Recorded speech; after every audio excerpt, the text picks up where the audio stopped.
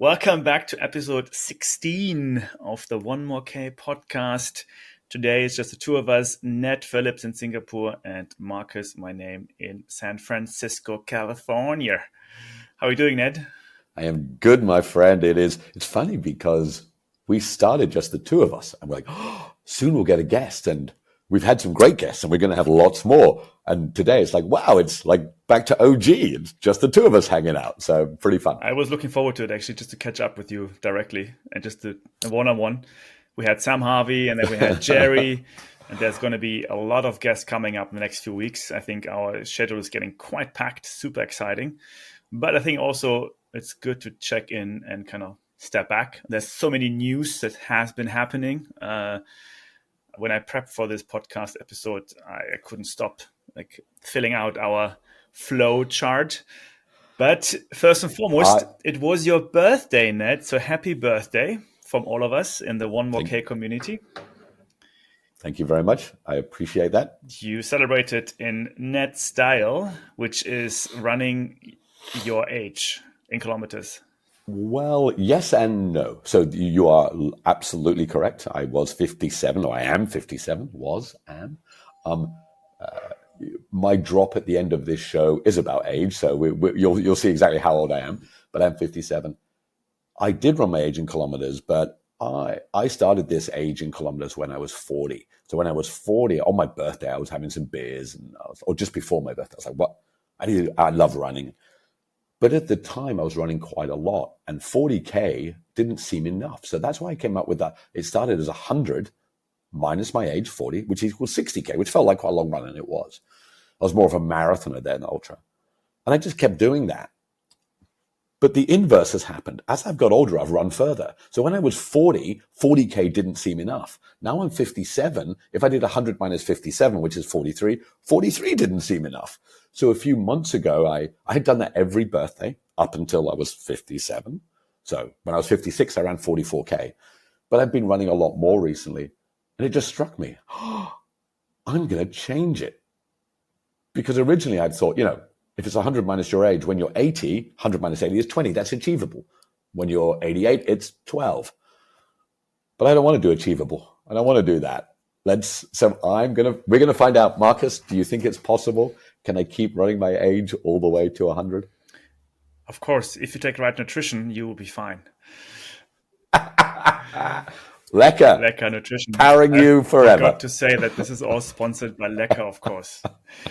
I neglect those comments sometimes. It's all about the flow. No, I think it's exciting. I'm sure you can do it. Especially this weekend, something else is happening. What are you going to do this weekend? I am going to run. So 2 months. Actually, it was exactly 3 months ago, Marcus, because I checked. It was early February. I like these ideas of what's called adventure runs. You just invent some adventure in your head and you just go and do it, right? It's not a race. So I invented this idea that I'd run 100K to a park run. So I gave myself 14 hours. I started at park run, which in Singapore is in East Coast. I did a 100K loop. And as Marcus, as you know, I gave myself 14 hours. Park run starts at 7:30 a.m. So I left at 5:30 p.m. Friday. 14 hours. As you know, Marcus, I arrived back at 7:25 a.m., 13 hours, 55 minutes later. You were there and you helped me. I then had it was more than 5 minutes, to be fair. It was 15. And then you helped me run 28 minutes and 41 seconds, which I was incredibly pleased with. But of course, with my ultra running brain, what's the next step after running 100K to a 5K race? It's running 100 miles to a 5K race. So starting on Friday, the 3rd of May, I will be leaving from the same spot at 7:30 a.m. I'm giving myself 24 hours, which, I've done that before, but still it's not bad, 24 hours. It's like backyard timing, backyard's 100 miles in a day. To be back, and can I break 28:41? Can I make it back in time? Who knows? But that's what I'm doing. Singapore is not that big. So 100K, I think you managed to pretty much run around the island. But for 100 miles, what's your course like? Well, interestingly, I didn't quite run around. I ran around like 2/3 of it. So I will do the same loop. So all the way along the East Coast, this is a little technical if you're not from Singapore, but forgive for 20 seconds. All the way along the East Coast, the same, up past Changi, up to the very north, up by Woodlands. And then I'm going to go out towards the Kranji, where the people who cycle out into the West Coast Kranji countryside come all the way down there, and then go out to the very far west point called Tuas in Singapore. That's the only double back. There's like a 12-kilometer road out there and back. And then I'll swing around Sentosa, and that'll bring me, I've checked, approximately 158K back to the start, and then I'll do 1K up and down and be done. Yeah. But that will be a And what's your estimate this time for your 5K time? Last time I think we had a conversation about sub 30, not sub 30, and you managed to do amazing sub 30. That was great. What is this time? What do you think?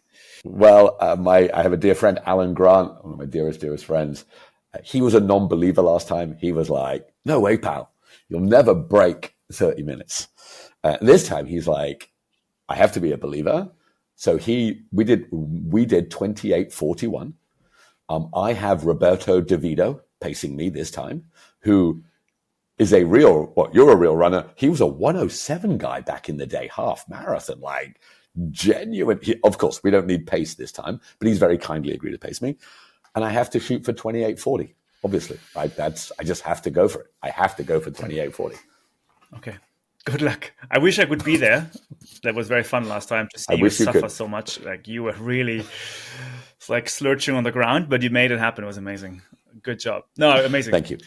Great. This is going to be a good show. We have lots on the deck here. We're going to cover a lot of the races that happened this weekend, last weekend, all over the world. We have some news from, of course, UTMB as usual. We're going to have some other parts of stats, and we're going to discuss the great Jim Walmsley documentary that just came out a few days ago. So a few more things happening, of course, wrapped up by your drop. Let's get right into it. We had a busy weekend. I think we should start with Courtney's amazing race in Japan. She ran the Mt Fuji race, which is part of the World Trail Majors, the new series that came out. She dominated that race like I have not seen someone doing this in a long time. Finished in 19 hours and 21 minutes, 4 hours better than the next woman, third overall. And I think that was just what an amazing effort. 19 hours, 21 minutes, and 22 seconds. In 2018, the great Dylan Bowman won UTMF. Are you ready? In 19 hours, 21 minutes, and 21 seconds. 1 second quicker than Courtney's time. So if this was 2018, Courtney and Dylan would have been sprinting up. I mean, I think that all the stats are amazing and everyone can read it. The guy who came second, when asked what he thought about his race, he said, I think I was put here to learn from Courtney. Yeah. Just to say, the first man, Guimin Deng, he finished from China. He finished in 19 hours and 10, so only 11 minutes ahead of Courtney. And the second man, the second overall, was Guidu Jin from China, finished in 19 hours and 20, which is like a minute ahead of Courtney. So apparently they were apparently Courtney caught the second place dude, and they were sprinting it off, right? And 11 minutes behind the winner. Crazy. Absolutely impressive. My Twitter feed went crazy about this, and I think for good reasons. That's a very great effort. There is this sense. So there's these formulas of when Paula Radcliffe, I hope most of you know who Paula Radcliffe was, the great British marathoner, when women's marathon times were around the low 220. So the world record was like 223, something like that, or 220. And men's was like 205, 206. There was like a percentage that women would be behind men on average in races. So you could pretty much set your clock by the percentage. And when Paula dramatically, in I think early 2000s, dropped the London marathon record to like, I think it was 217, I don't remember. She gapped that percentage, right? What Courtney has done in ultra, because if you look at the second place woman, 4 hours behind, so that's like 10, 15%. It was something between 10 to 15%, I don't remember. And that was, because physiologically, men clearly, have physiological advantages in running. Well, in ultra, the further we go, that percentage decreases. And Courtney is ripping up the playbook because like she was less than like, what, not even 1%, a fraction of a percent behind. She's going to win a big race one day, man. Like she's won big races, 200 miles, but she's going to win a race that people don't expect it. For sure, there's more to come. So I'm like very curious to see what she's going to do later this year. Also Tour de Géant again. Big shout out to that race she's going to do. She's doing Tour de Géant? That's the rumor. Yeah. She could win that outright. Well, Francois Den is also running it. So okay. Okay, maybe not. Let's see. But I'm curious how that will play out. 200 milers are coming. And I think more than many men, actually, she is much more equipped for 200 milers. I think 100-mile men's I haven't seen many stepping up to 200 miles. But now Courtney really has been pushing with races before above the 100 miles. So she got it. If any of you haven't watched The Source, what a film, right? Like, because it shows, Courtney, of course, was a teacher and, she wasn't a professional runner, but she was a cross-country skier. And that film, when she does a 200-mile, I think the Tahoe race, where she was leading with only 20 miles to go, you can just see into the soul of Courtney. If you want to see why Courtney's so good, I mean, she's obviously a beautiful human soul person, but they meet her coach from when she was a cross-country skier for her state. And the coach was like, this woman is a warrior. Like, this woman can suffer, like scary. And 200 miles, the ability to suffer is super high. And she has that beautiful blend of warrior, gentle. Yeah. Yeah, I think I don't think any man's going to be running a 200-mile race who wants to win it. If Courtney's there, they're going to be like, holy crap, I'm going to get torched. Moving on from Japan to China, we had the Golden Trail World Series event happening in Siguniangshan, China, which was only 22 kilometers short or long, depends how you see it, with 1,500 meters of gain. Interesting series. The Golden Trail World Series doesn't get much attention like maybe the World Trail Majors or UTMB, but it's also a significant part of the race circus where, it's short, it's hard, it's steep. This time, the female were also quite well placed with Joyce Niro from Kenya winning in 2 hours and 25, followed by Maud Mattis from Switzerland, who I think has been around the block for many years. And then the American Grayson Murphy came third. On the male side, another Kenyan won, so a double Kenyan win, Patrick Kimnego, who came in first in 1 hour 59, followed by Elosini from Morocco and Daniel Pattis from Italy. I looked up the podcast, the live streaming actually of this event, and it was actually very exciting. I'm quite impressed that finally was able to watch a Chinese race live and to get an idea of what's going on and you can finally get the results. Maybe remember I've been ranting about the difficulties of getting Chinese results, but this one was well done. The race course looked amazing. The fans at the course were really into it. Music, fireworks, like line dancing, everything. Looked really cool. And it's great to see. Yeah. It's great because I know your rant, you can't even get results, and it's true. But now we're getting, live streamed. I don't know if you saw Ryan Blair, obviously the guy that has put a huge amount into trail running. He showed some photos from the race a few weeks ago that St. Meyer did.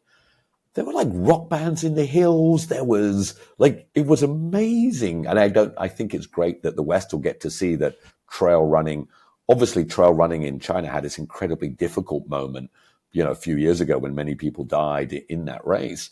But, the race obviously had to kind of the industry had to reassess. But what they're doing today, it is great to see and booming. And as you say, fans, I think the world better watch out. There's some great Asian racers and athletes coming. And also interesting enough, I think it's very clear with the Golden Trail World Series, they put out the prize money very clearly on the website, which, if you look at other race circus websites, it's not easy to find, but they say $300,000 across all races to be distributed, $20,000 for the winners, So it's there clearly is financial gain that is communicated very clearly. Do you think the fact that 2 Kenyan winners, it is a, if you're coming out of Kenya as a great runner, you have to be realistic. You have to go where the money is. We are not seeing that on the other series. And as you say, we had 2 Kenyan winners in the men and the women's race. Do you think that is part of that reason why we had 2 Kenyan winners there? Because the money is incredibly clear and pretty. I mean, we're not earning football money, but it's $20,000 is nothing to laugh at either. I mean, Warren Buffett says follow the money, so I would argue that human incentives in this case are quite clear. I do think the Kenyans like those shorter distances. So 22 kilometers is something they like. I yet to see if they're going to go up into the 100 miles more. I mean, at least in our radar, we haven't seen anyone really coming out the last months and years. But if you okay, so let's just hang on this Warren Buffett thing for a minute. Follow the money. You mentioned 20,000. I don't know if they got exactly 20,000, but if we look at Patrick Kinganon, he did a 22-kilometer race in 2 hours and got 20K, right? So you got 10K an hour. There's no 100-mile race that's paying you 10K an hour. It's just not, right? So why would they go up to the 100K stuff, right? 100-mile stuff. Yeah. Doesn't make sense yet. It might over time, of course. Yeah, there you go. So anyone watching on YouTube, you can see more than 300,000 euros, so pardon the currency, total of the prize money on the entire series, more than 20,000 euros total of the prize money on each Golden Trail World Series race, and more than 120,000 euros shared by the top 20 of the overall ranking. So it's about the ranking. The series moves from country to country. This was the second race, so they can see the ranking online. And then at the end of the year, you have the final, and then the prize money pot will be shared. And you can see it's not significant, and it's good to see there is financial gains being shared. So I'm not Marcus. Let's riff on this for a minute. Can you Google if you go to the UTMB site, the UTMB show? And I don't want to pick on UTMB. And honestly, we've had some good interactions with UTMB. Honestly, guys, you're trying hard and you've reached out to us a lot. We super appreciate it. I'm just interested. What is the prize money on the UTMB? And if we go to their website, now, do we find it? Yeah. So if I just Google UTMB prize money, the first 3 results are websites that are not UTMB, but then the third research result is UTMB's own site, and I have to really now. Here I can show you. This is interesting. Now let's do some. Let's go. Let's show you. Let's do it. So it's under regulations. So it's under regulations, and then you have all these, I guess, call it FAQs, drop-down menus, and then only number. I don't know what is now, 15 or 20. Here's prize money. And then you can see. Okay, what is it? Click. You can see that for UTMB, CCC, and OCCC, there's 10,000 euros for first, 5,000 euros for second, 3,000 for third, 1,500 euros for fourth, and so on and so on. So basically, yeah, that's for, I believe, only the race in Mont Blanc. For UTMB, see, look. Again, UTMB guys, if you're listening, I hope you do listen to us. You may not. We super appreciate that you're reaching out, Chad. Guys, come on, sort it out. 1,500 is not even the airfare for fourth. It's not even the airfare for fourth. Like if you now we assume if you're fourth, you're getting sponsorship from Hoka and Koros and one day Lecker, but not right now. We don't quite have that cash. But 1,500 for fourth. I know you're not making money. I understand it, but also your athletes can't be left. Like, it is super important, Oh, guys, 1,500 euro for fourth. All right, talking about UTMB, next race was the Canyons endurance race here just around the corner in California, Auburn, 100 miles. We had someone called Canyon himself, Canyon Woodward, win the race. He's a namesake of the race, 18 hours and 54 minutes. Nicholas Lightbody from Canada and Nike Orr were second and third, respectively. Eleanor Horton won the 100 miles. On the 100K, worth mentioning Katie Schide, who is living in France but American. She really won the 100K women's race there, dominated it with 9 hours and 10 minutes, and pushed also her to 6th overall. So also she was really strong in the overall field as a 6th in the 100K. So, okay, two things, Marcus. So first of all, you cannot make this stuff up. Canyon Woodward wins the Canyon races in the woods. I mean, you literally can't make that up, right? Like that is like, was this kid born for this stuff? That's wild. Do you have the women's results? I don't know if you have them. The reason I ask particularly is we gave Courtney love. We gave Courtney love. Courtney Love, the musician, Courtney Love. Look at us. How good are we? We gave Courtney some love, lots of love for her amazing performance relative to the men. Now, I don't want to pick on Tim Tollefson. Tim Tollefson, if you guys follow Ultra a lot, is a legend, a true legend Ultra guy, still doing it. Katie beat him. Katie beat actually a friend of mine, Salomon Westin, the great Salomon, who is one of Asia's top kind of expat runners and has finished Hong Kong 4 Trails. Well, not just finished, almost won. I've been chatting with Salomon quite a bit recently, and he sent me, I've got it here, he sent me the overall, a guy called Rod, I have it here, a guy called Rod Farvad finished in 8:44. This is 100K.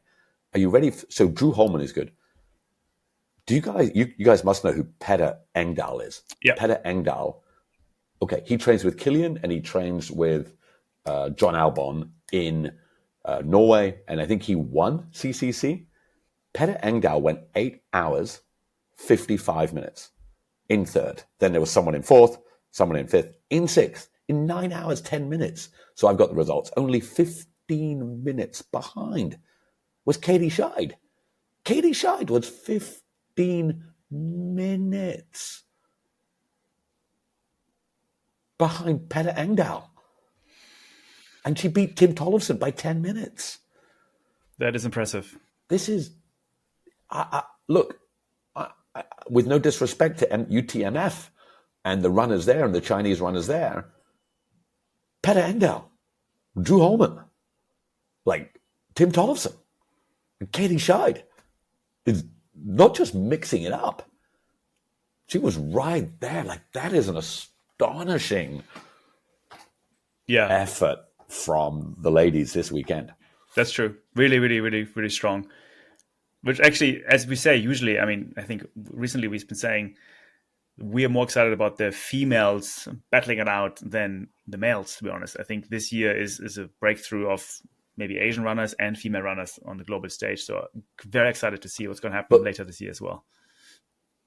So as an old guy, 57, as you guys know, like I grew up in an era and, women's sport was barely on TV. Anyway, we didn't have YouTube, so the TV was dominated by men playing sports, right? And and I think it's fair to say that I'm going to say the last 5-10 years has been revolutionary for women's sport, which is amazing, right? The Women's World Cup was amazing, huge viewerships, money's being paid, fantastic.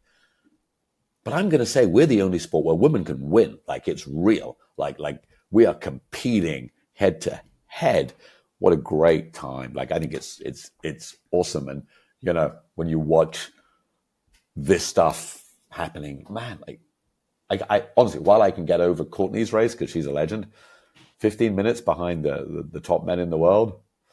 Wow, it's wild. It's great to see. Like so cool. Talking about UTMB, talking about the viewership, there was an exciting announcement with UTMB World Series to partner with DAZN, DAZN, which is a large sport TV channel. And they are going to cover some of the UTMB races as a 2-year global broadcast partnership between UTMB and DAZN for 2024-2025. I think this actually is very big news. We've been talking about this for already some time. We talked about live streaming. We talked about mass participation online.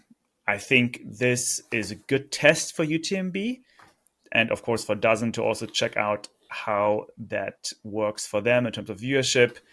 But I'm quite excited about this trend where things are going. And I'm very curious to see the numbers in the next few years' time, how that would change maybe the perception of UTMB in general. You shouted out in our early few podcasts, we talked quite a bit about tech, what's changing, streaming. You had some really good thoughts about teams, how we could use stats, streaming. I think you're right. Like, look, it's not a secret, people. The world's going to YouTube, right? The the ability to stream will, what we think is amazing today will feel old fashioned in 10 years. I think more importantly, even the part is like YouTube is something like you and I, we go to YouTube, we watch the races. We Google for it. We're actively seeking information. But Sure. let's say on ESPN or on DAZN, this other channel, now you see a channel. So people who are not usually exposed to this kind of sport, they see a logo, they see the sport. And so I think it opens up a completely new community of viewers out there who are not actively seeking this Good kind of point. sport, but who are now saying, oh, there's baseball, there's basketball, there's ultra trail running. Let's check it out. So I think you have more serendipity of new viewers where we just go online and we search for it and we find it if we want to. But now it's just like an app on a TV channel. I think that those eyeballs are new and they're super important for the sport. Isn't it wild to think that people running 100 miles through the woods can be put on TV, right? There used to be this idea that, what? How can you watch a 100-mile race or a 100K race? It's not cool. Yet, and I think I mentioned the Speed Project last weekend, go and look at what the Speed Project did to people running 340 miles from LA to Vegas. If you're in America, Marcus, if you drive anywhere towards Vegas, you can feel how big and far and crazy that is. But they did it in a way that was modern, fresh. So I love to see this. You know, we have brought a sport that is really, you would think, what, you're going to watch people run all day? That's silly. And we found a way to bring it to people. It's amazing. Another anecdote here, staying here with friends in San Francisco. My wife and I had a recent just sit in on Sunday night, turn on the TV, go to YouTube. The first search result or the search thing was Cocodona 250. Cocodona is like this very big race in Arizona. I know it. Just right, 250 miles through the state of Arizona. Amazing. And I'm like, oh, okay, this kind of change and do something different. Look at them. Now she was like, no, let's look at this. I want to see this. So we spent Sunday night watching the documentary of Cocodona 250. I'm like, wow, she's not necessarily the biggest trail runner, but for her to sit there and enjoy the documentary, I'm like, something has changed. Like this and the views, again, 500,000 views in a few days. Those numbers are significant. Storytelling, Marcus, you said it before, storytelling. And what better story to tell than human suffering? Yeah. And I don't mean in a bad way, because there's a lot of bad human suffering, but in a running. You know what Sam Harvey told us? The guy that made his movie Breaking Point had never filmed running before. And the movie was, that film, you've watched Breaking Point. That film is beautiful. Beautiful. Yeah. Like, it has no relevance if you like running or not. It's a story. And I think that's what ultra transcends across to YouTube and everything. You don't need to know running. Like, Marcus, me and you could watch a 1,500-meter race and get super absorbed by it because you're a track guy. And we could be like, oh my God, 1,500 meters. And people are like, really? They're running around a track. Screw this shit. That's silly. But the transcendence to Cocodona or Speed Project or anybody can see it. And so I think uniquely ultra in this new social media world has a massive opportunity. It's already a little shout out and a little primer. We're going to have one of those filmmakers joining our podcast rather soon. So I want to dig into this whole business model and this whole industry of filmmaking documentaries of trail running. I want to understand more what's actually going on there behind the scenes. Like there's every week, I feel now there are 2 or 3 videos released, at least an hour long. And like, there's something happening and I want to understand. So we're going to have a filmmaker coming on the show very soon, and we're going to dive into this topic. I feel like it's industry in itself now, what's going on there. Just before they come on, I'll send to you. You'll know who Sally McRae, a yellow runner. She's called. She did 4 200 miles, and she had a filmmaker film all of them. He was a guy who didn't know running, a filmmaking student, and he was on her podcast, Choose Strong. By the way, guys, listen to Choose Strong. It's great. Sally McRae is an absolute animal. Adore her. And they spent 2.5 hours, Marcus. So maybe if you get a chance on a run, listen to Sally McRae talk to her young guy, 26, filmmaker, talking exactly about this. What is the opportunity in running filmmaking? Is it viable? Can you make money? What is it? It was a good listen. Well, let's talk about the film that came out just a few, I think almost hours ago, but days ago, WALMSLEY.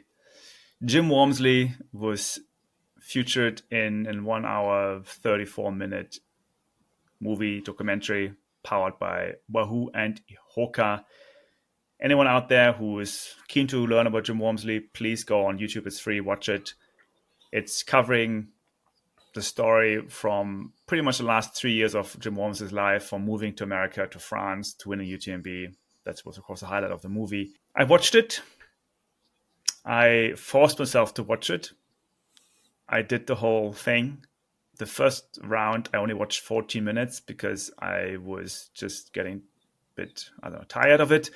But then I said, you know what, I owe it to Jim. Let's kind of watch the whole thing. And I watched the whole thing. Ned, what do you think of this Walmsley documentary? You are a better man than me. I made it to 10 minutes. Let's start. Jim's awesome. Okay. I don't know Jim, so I assume he's awesome. Jim has done all the hard things, right? He quirky kid, went in the army, and then his early trail running, he says it. He says, I'm going to win Western States. And he didn't 3 times. And people were crapping on him. First time he took a wrong turn. Second time he melted down in the heat. He ran without water. He took a lot. And Jim bounced back. So I have massive, massive respect. Like, Jim could have just walked away because people were just piling on him. He took a lot of heat in 2016, 17, 18, brash. And, ultra running is a sport where it's not like MMA where you're like, oh, I am going to kill you, that type of stuff, right? You're meant to be soulful and calm. And Jim came running his mouth, but he didn't run it in a bad way. He just said, look, I'm going to win, right? We all want to win, right? So I want to win, right? And look, clearly, and he moved to France, and with all love and respect for him, this is an example of how not to make a movie. This is an example of how to produce an advert for Hoka, who's awesome, and Wahoo, who's awesome, featuring an athlete who's awesome, but not tell it as a story. It felt like this force-fed, and again, this is not against Jim. Jim's awesome. This was not how you make a movie. I couldn't hack it 10 minutes in. I binned it. So I can't really comment on the movie, Marcus. I mean, any movie is only as good as the movie maker, the people who hold the camera and edit it afterwards to bring out that personality and the character of the people featured in it. And for some reason, I don't think they did a good job with Jim. Like, he was not really relatable. He seemed more like a machine, which he might is. I just don't think so, but he might is. So I think that part was a bit disappointing. There was beautiful shots of Hoka shoes and very nice shots of Wahoo socks and this. I mean, great B clips for B-rolls for the brands. However, I think the highlight for me, to be honest with you, was to actually see Jim's girlfriend, now wife, I believe, Jessica, who was very relatable. Sure. I think she came across as a very genuine, very caring person. And to see what she's been going through with also moving to France, learning French, understanding the culture in the mountains, in this village, I think that was quite cool to see her, to see Francois, who also was featured in the film, very, again, super good friend of Jim. Those little side actors, I would call them, were really cool. But the story in itself was, dragged out, just mechanical almost, and I'm sure I enjoyed it. Yeah, and look, Jim, I don't think Jim is cut out for social media world. He just perhaps doesn't have that style. Nothing else. Have you? So look, all respect to Jim. Yeah, even in the first 10 minutes, that picture of Jim with his Hoka shoes and his Hoka socks and, Hoka hat, the nice little clip of his hat. I'm like, guys, I know Hoka are great shoes, dudes. Like, I get it. Like, I get it. On the other side, who came second to Jim? One of my favorite athletes, the great Zach Miller, who I think is the Prefontaine of ultra, the wild man who run. I hope he doesn't get in a car, but the wild man of our sport, running out the front. If you've seen Billy Yang, who, if any of you are getting into trail running, you're listening to our podcast for the first time, or haven't watched much trail running, just put in Billy Yang. Like, Billy Yang is the filmmaker for our sport. Full stop. There's lots of other talented people, but who's the filmmaker for our sport? It's Billy Yang. Full stop. And he did a film called In Relentless Pursuit. Just 35 minutes of Zach. That is how you make a movie. Like, if you watch that movie and don't have strong feelings for Zach, you don't love this sport. So nothing against Jim. Jim, we love you if you're listening. That film it was an advert. It was an hour and a half advert for Hoka. And there you go. On the note of Hoka, so that got me thinking, I have 1.5 hours time to spare to watch this movie, so let's make the best time of it. So what do? I look into Hoka. And then my brain goes kind of in different directions, and I realized, it's part of Decker's Shoes, and Decker's Shoes is a public company. Public company means I can find information on the web, and that means I can read financial reports, and I can understand a bit more about Hoka and Decker's in that sense. So did you know that actually Hoka was founded by two French guys, ex-Salomon employees, in 2009 in Annecy in France? I did, because I listened to Carl Speedgoat Meltzer talk to Dylan Bowman and Carl, their first athlete, and the amazing story of the French guys trying to get Carl to wear their shoes. They couldn't get anybody because their shoes were silly. So yes, I have a decent understanding of the history via Carl Meltzer. Good. They got acquired 2013, so only 4 years after starting, by the big American shoe company called Deckers. They also are famous for the UGG kind of shoes, I believe, and some other brands. I do think that probably Hoka had some financial issues at the time in order to cover inventory, so it's better to be acquired by a larger company, but this is my take on it. I didn't read it off the time. Do you know anything about why so fast being acquired? I'll be honest. So there's me saying, I know about the history. I didn't know they were acquired in 2013. That's news to me. Hoka is really smashing it. It's absolutely insane to see the financial data. I'm just going to give you one number here, is that sales in the last quarter, so Q4 2023, increased to $430 million in one quarter. So that's around 1.1, 1.2 billion per year last year. It's a 21% increase, almost 22% increase compared to the previous quarter. So they're really growing. And if you read all about the financial report of Deckers, the holding company, they're positioning as Hoka as the number one brand in the portfolio, and it's the fastest growing brand in the portfolio. They are really investing into direct to consumer. So they have grown their online business by 50% in a quarter.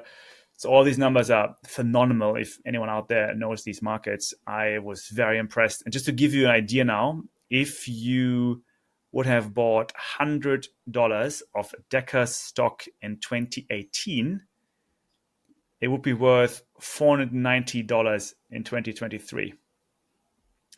If you would have bought the same time the NYSE, New York Stock Exchange index, for $100 in 2018, it's only worth $139. So Hoka, Deckers, 5 times increase. The overall market only 1.4. So again, no financial advice here. We're not giving any financial advice. I'm just seeing these numbers. I mean, whatever we're saying here and trends and so on, I think it's all great. But if you see it black on white in these financial reports, you're like, oh wow, they are creaming it. And just last few bits here and bobs, which is interesting for me. What do you think does a CEO earn? Just out of curiosity. So this is a game I play with my son. When somebody asks you for a number and they ask it with interest in their mind, it's either very low or very high. So he either gets $1 or $10 million. But I'm going to guess he currently gets, because I'm going to say he's a humble man, and I know I hope he's a humble man. I'm going to say the CEO of Hoka. So I either go low or high. I'm going to say he gets $100K a year. 1.2 million, which it's still okay. I think, again, I don't want to drive an anti-salary kind of campaign here. It's more like it's a multi-billion-dollar company, and I think it's justified. But I thought actually it would be more. So I thought it would be more, to be honest with you, because given the revenue and the income they're printing is $230 million in net profit. So it's a very profitable company. It's outstanding. I mean, with all massive respect, these guys, when they launched that with these big shoes, people were like, "You're silly," and they spent years going nowhere. Literally, if you've read Shoe Dog, Phil Knight's fantastic book about his early days, Hoka is not as long as that, but, when they wanted to sponsor Karl Meltzer, the owner of Hoka had to give him the shoes he was wearing as samples. He literally didn't have any other shoes. He literally, like Phil Knight, out of the back of a car to the juggernaut that is Nike, these French dudes, but massive respect. And, Marcus, I was on the MRT, the train, the subway here in Singapore. And again, I listen a lot to Karl Meltzer. He talked about being in an airport, looking just at normal people walking around in Hokas. So I just kind of walked along the train in Singapore. There were a lot of people, normal people, not trail runners, wearing Hoka. And here's Marcus. I'm sure the numbers don't tell us this. How many people are buying Hoka for running and how many people are buying Hoka as everyday shoes? I'd love to know that. Yeah, it didn't. Good question. I tried to find all these. There was also curiosity, different product lines of Hoka sales numbers. Couldn't find it. Tried to find the different regional sales. Couldn't see much. So yeah, if they talk about Hoka as a brand, they are mentioning ultra running, but more and more the word lifestyle comes up. And I think we talked about it with Jerry last week, that endurance lifestyle is a thing. And we're seeing this merger of, people are consuming stuff from the endurance into the lifestyles now. It is. Look, you can't blame them. They've smashed it. It's massive. And if people in the lifestyle world, it's funny, Lululemon's gone kind of more lifestyle coming to ultra, and Hoka's going ultra across to lifestyle. Hey, maybe we're not a niche little sport anymore. Maybe we're actually having some effect on society. Most likely. Well, a big change would also be if trail running would be considered an Olympic discipline. So there is this rather, I'm not sure how important it is, but a small campaign coming up from the Brits where they are collecting signatures and making a campaign to include trail running into the 2032 Olympics, which are, I think, scheduled to be in Brisbane, Australia. This is all supported by the other big emerging brand, Mattel, who is also in outdoor sports. They are British people running from UK to Paris to raise awareness for this sport to be included in 2032.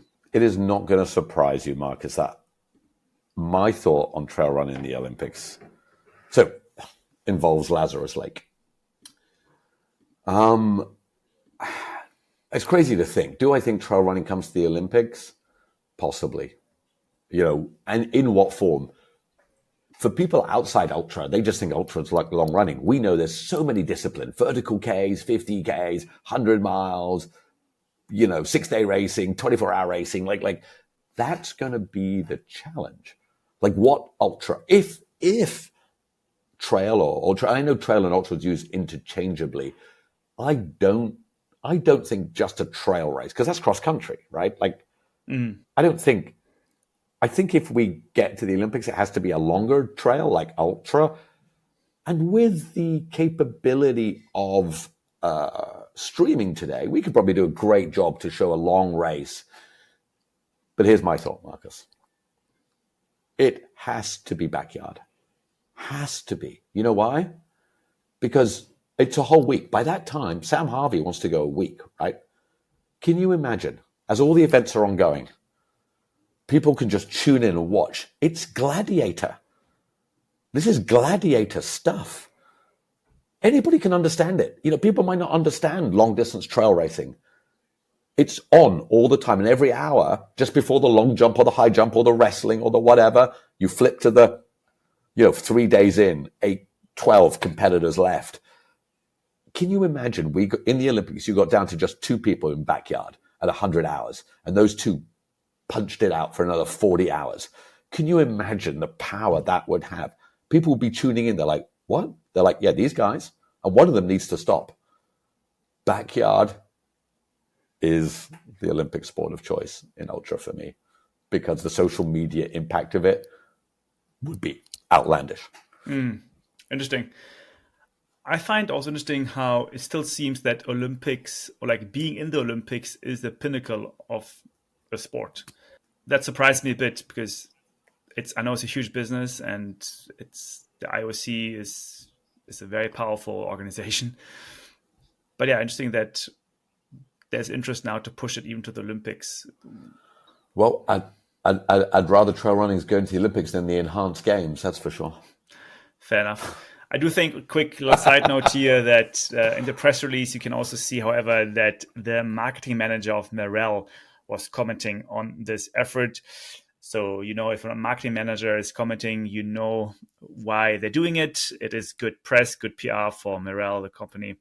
But so far, good effort.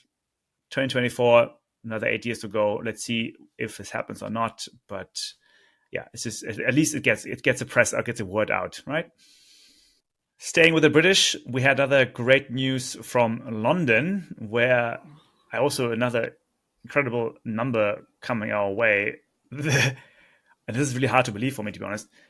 840,000 people applied for the ballot for the 2025 London Marathon. That is such an intense increase. This year was only 578,000, and now it's 840,000. Like almost 1 million people applied for the marathon next year. You sent this to me, and I had to Google it to really make sure it's real. It's mind-blowing. Like it is. We, Marcus, are obviously in the middle of running, and we're always excited about it. We talk about it, and you run a running nutrition company, and I run, and we think everybody loves running. Everybody loves running. Everybody does love running. Like that number, let's round it up to 1 million. It went from 570,000 to 840. Next year it will be 1 million. Let's just say it as it is. There's 50,000 slots. Only 1 in 20 is going to get in. When they started the New York Marathon, the London Marathon, people were like in the 80s, we're not closing roads for a day in a city for some people to jog. Used to be called jogging, that horrible word, right? Not today. At some point, I'd love to dig into the difference between jogging and running and the emotions because if somebody says, see, Marcus, are you a runner or a jogger? You're a runner, right? There's that. And when marathon took people who were jogging to running, this is amazing. This shows that, we are a running, but also a business. We think about business of running.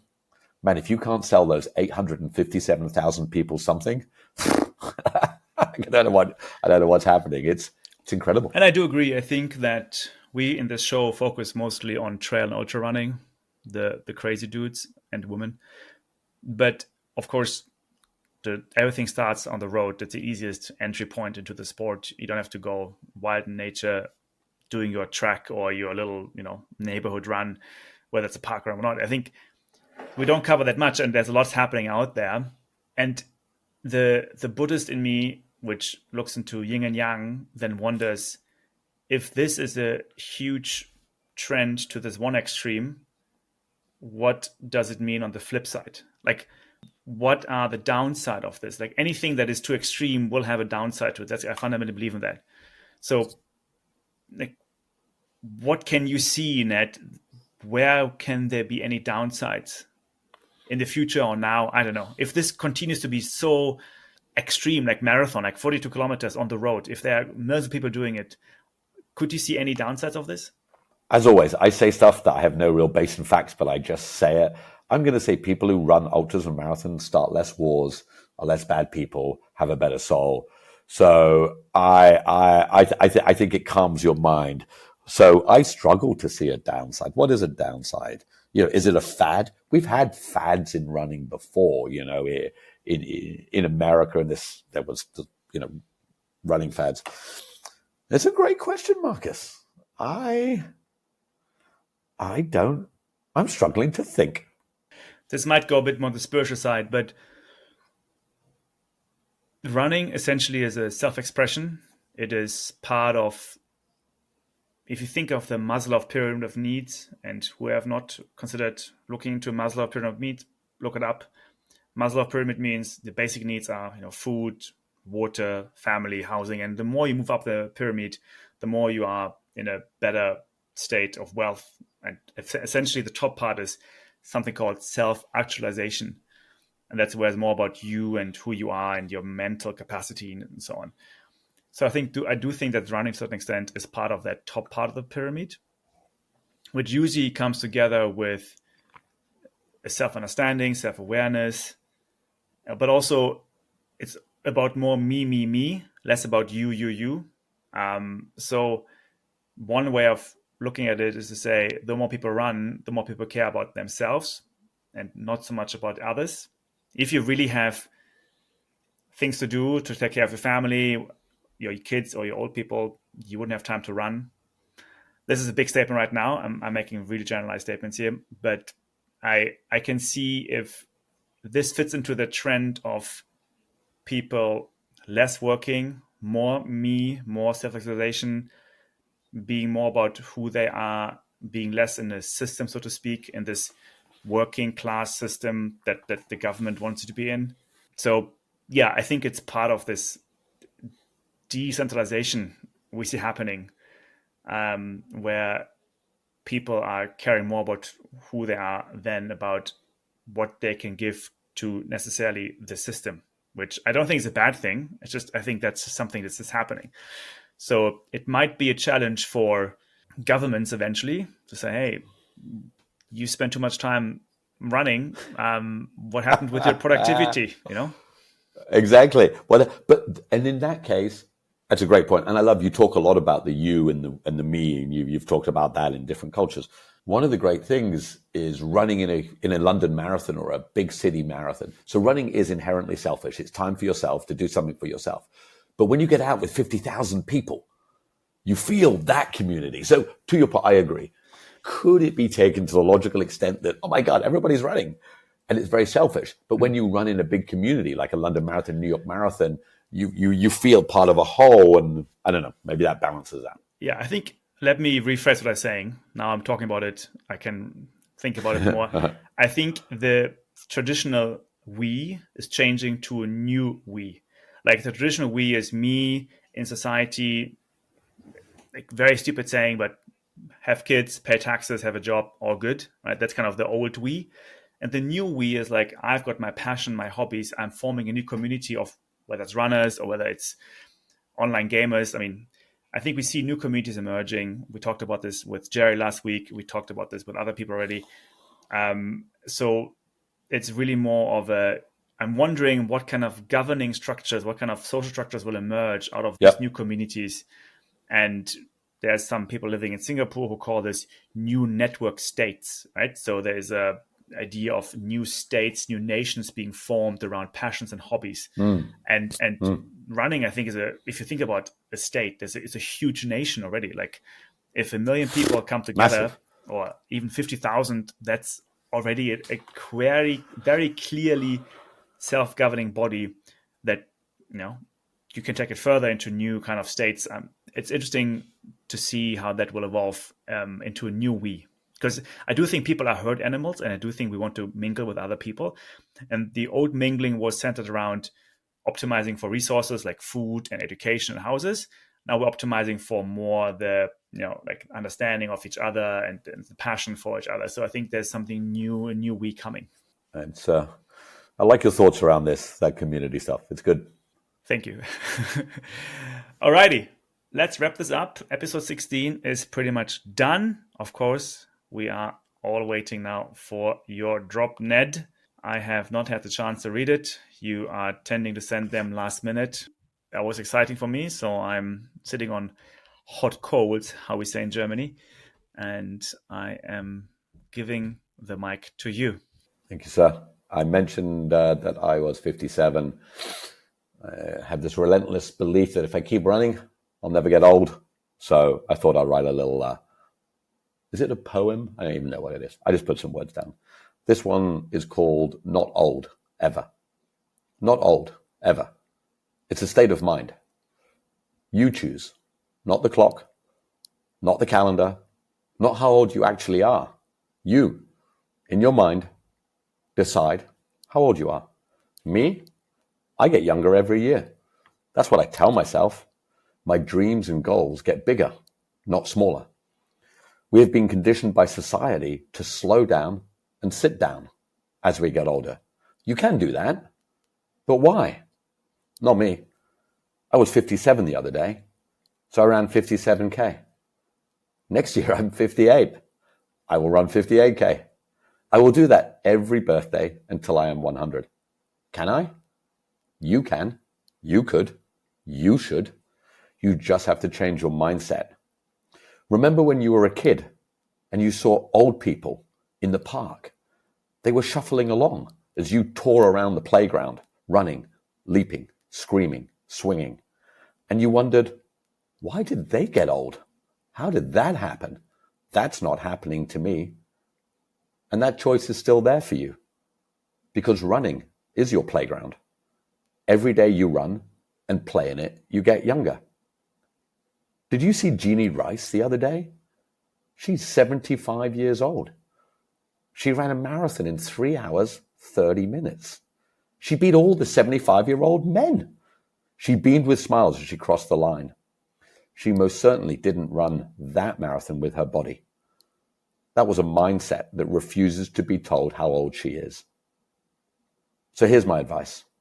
If you are young, take a snapshot of your young mindset. Hang on to it. If you're old, go for a run, then another one, then a crazy run, then set a goal, like running your age in Ks every year, or whatever, it doesn't matter. But a goal that's not conformed by society or by your age. Don't settle for getting old. We are the wild ones, the young ones, forever, running wild. Or you could sit in your seat and let time do its thing. It's up to you. I'm running 100 miles to the start of a 5K race this weekend. Why? Because it keeps me young. See you out there, Ned. Thank you, Ned. As usual. Chilling. I appreciate it. I really do. Of course I'm getting older, but that's not the point. It's the acceptance. Of course, every piece of logic screams that I can't run 100K at 100. But as I wrote in a little LinkedIn post, if you had to put your money on who is going to be the dude to run 100K when they're 100, you're putting your money on the dude who's trying. So try. And it'll be more fun. All right, let's wrap it up. Thanks so much. There was another episode of the One More K podcast. Thanks for listening. Follow us on Twitter, Instagram, even LinkedIn if you like. And subscribe to our newsletter to hear the latest from Ned and us. Have a good week, and we can't wait to see you next week.